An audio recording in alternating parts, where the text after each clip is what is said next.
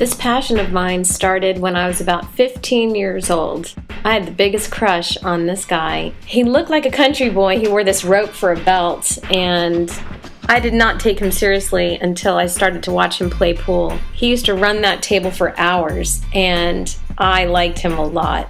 He didn't give me the time of day because I did not know how to play pool. When I tried, I'd pick up the stick, didn't know how to hold it properly, it fell to the floor. He managed to see that and he laughed at me.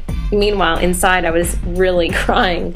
I was determined at that point. I really wanted to get his attention, and I figured the only way that I could is to learn the game, and that's exactly what I did. The history of billiards dates back to the 15th century. Billiards is actually a term which describes all games that are played on a billiards table.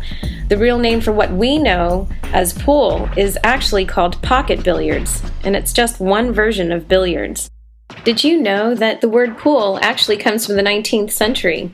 A pool room started out as a room where people could come and bet on the horse races. It was a place where they would pool their money together. Pocket billiards tables were put in there so the bettors could actually have something to do when they waited for the races to come in. It's been attached to the game ever since.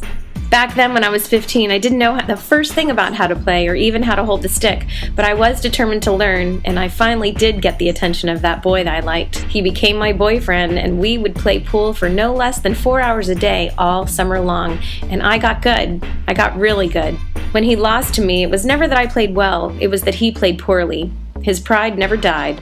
Come fall, I went away to college, and this is when I joined the billiards club for Florida State University. This is when all my rough edges got cleaned up. My skills were refined. FSU is a part of ACUI, which is short for the Association of College Unions International. Florida State is in Region 6, which includes colleges from Mississippi, Alabama, Georgia, Florida, Bermuda, and Puerto Rico. This was some serious stuff. I had to learn how to do things the proper way. There were real rules, there was real etiquette, and there were real competitors. For this podcast, I'll just go over a few basic starters. Let's start with the rack. For 8-ball, the 1 ball has to be in the front, the 8-ball has to be in the middle, and in the back left and right side, either a stripe or solid. The game of 8-ball consists of 2 different sides, stripes or solids. So basically when you rack this way, it gives an even playing field for both sides right off of the break. As far as technique goes, when you go to make your shot, make sure that you don't hit the ball hard and that you always follow through.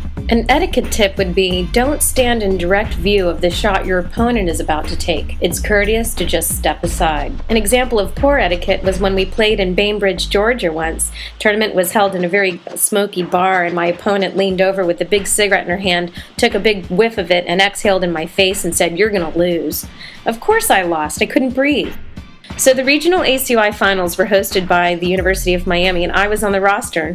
After 10 straight hours of competition and playing on tables surrounded by referees and thick rows of a deadly quiet crowd, I played the final round of 8-ball against the reigning champion. It was best out of 9 games. The pressure was intense, and I was exhausted. In the final tiebreaker, I lost. I'll never forget that tournament. If it wasn't for my first crush, I probably would have never picked up the game.